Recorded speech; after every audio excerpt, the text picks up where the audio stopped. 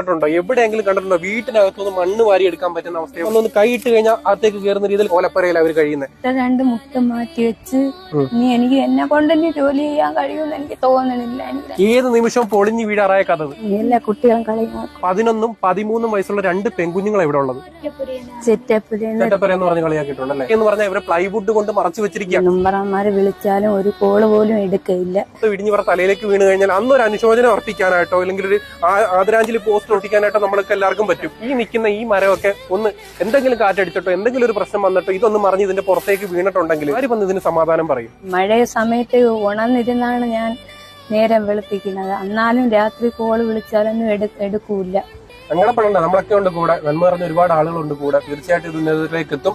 സഹായിക്കാൻ പറ്റുന്ന ആളുകളിലേക്ക് ഇത് എത്തും. ഉറപ്പായിട്ടും ഇത് ജനങ്ങളിലേക്ക് എത്തണം. നിങ്ങൾ ഏറ്റെടുക്കണം. ഇത് വീഡിയോ മാക്സിമം നിങ്ങൾ ഷെയർ ചെയ്യണം.